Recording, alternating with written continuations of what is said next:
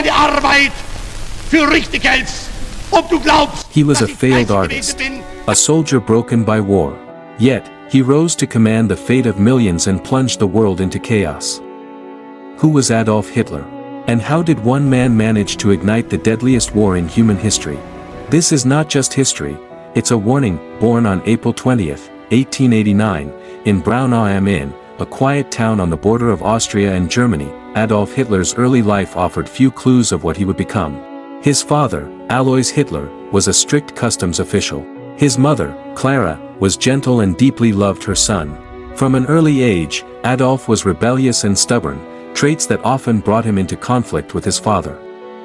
He dreamed of becoming a great artist, but the Vienna Academy of Fine Arts rejected him, twice. Alone and directionless, he lived in poverty on the streets of Vienna.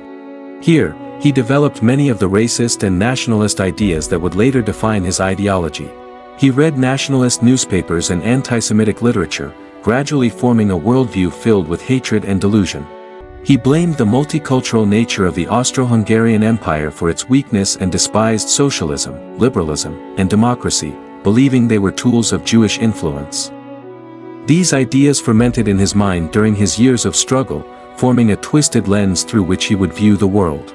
In 1914, World War I erupted. Hitler volunteered for the German army and served as a messenger on the front lines. War, to Hitler, was not horror, it was purpose. He was wounded, decorated for bravery, and ultimately devastated by Germany's defeat in 1918. The Treaty of Versailles, which placed harsh penalties on Germany, fueled his anger. The treaty stripped Germany of territories, imposed massive reparations, and humiliated the nation. Hitler believed Germany had been betrayed by internal enemies, a dangerous myth that would feed his future anti-Semitic conspiracy theories.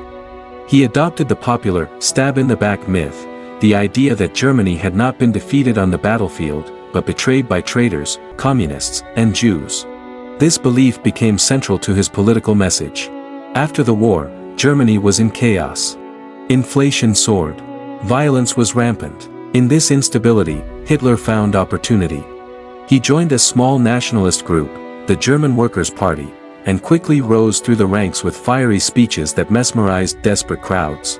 Renaming it the National Socialist German Workers' Party, or Nazi Party, he crafted a movement built on nationalism, racial purity, anti-communism, and absolute loyalty to the Führer. Hitler was not just a politician, he was a performer, commanding attention with dramatic rhetoric and carefully staged rallies. In 1923, Hitler attempted a coup, the Beer Hall Putsch, in Munich. It failed, and he was arrested. But prison only sharpened his resolve. There, he wrote Mein Kampf, My Struggle, outlining his vision for Germany and the world, a racially pure Reich, expansion into Eastern Europe, and the destruction of Jews and Marxists. Released from prison, Hitler patiently rebuilt his party. The Nazi message spread like wildfire through a broken nation. The 1929 Great Depression devastated Germany, creating fertile ground for extremism. Millions lost their jobs. Hunger and humiliation ruled the streets. Hitler promised jobs, strength, and a return to national pride. In 1933, under pressure and political scheming, Hitler was appointed Chancellor of Germany. Within months, he began dismantling the democratic system. The Reichstag fire provided a pretext to suspend civil liberties. The Enabling Act gave him dictatorial powers. Trade unions were banned. Political opponents were imprisoned or killed. The Nazis took control of every aspect of life, from newspapers to schools. Democracy didn't fall with a bang, but with thunderous applause from a nation desperate for order. The Nazi state was built on control, of information, of education, of fear. The Gestapo silenced dissent. Propaganda minister Joseph Goebbels painted Hitler as a godlike savior. Films, posters, and rallies created a cult of personality. Children were taught to idolize Hitler and report on their parents if they opposed the regime. The Hitler Youth replaced traditional education with military discipline and Nazi ideology. Meanwhile, the SS, Hitler's elite paramilitary force, became the enforcers of racial purity. But beneath the patriotic songs and symbols was a horrifying truth. Jews, Roma, disabled people, homosexuals, and others were targeted as enemies of the state. Anti-Jewish laws stripped them of rights. Businesses were boycotted. Synagogues burned. Kristallnacht, the night of broken glass in 1938, marked an open turn to violence. Jewish homes, businesses, and synagogues were attacked across Germany and Austria.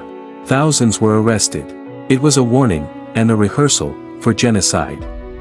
On September 1, 1939, Hitler invaded Poland. Britain and France declared war. World War II had begun. With terrifying speed, German tanks and planes, the Blitzkrieg, conquered Poland, Denmark, Norway, France, and much of Europe. Hitler's generals warned him of overreach, but he was intoxicated with success. In 1941, he invaded the Soviet Union, breaking a non-aggression pact with Stalin. At first, the Germans advanced rapidly. But the Russian winter, fierce resistance, and Hitler's refusal to retreat doomed the campaign. Meanwhile, the world discovered the horrors of the Holocaust. In occupied territories, Jews were rounded up, herded into ghettos, and sent to concentration camps.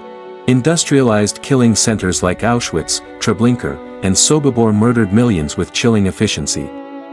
6 million Jews, along with Roma, Slavs, Poles, political prisoners, and others, perished in Hitler's genocidal quest.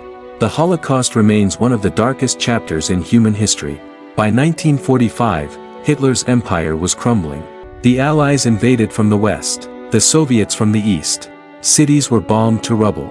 German morale collapsed. In his underground Führerbunker in Berlin, Hitler lived in delusion. He gave impossible orders, blamed his generals for failures, and refused any peace negotiations. The once mighty dictator had become a paranoid recluse.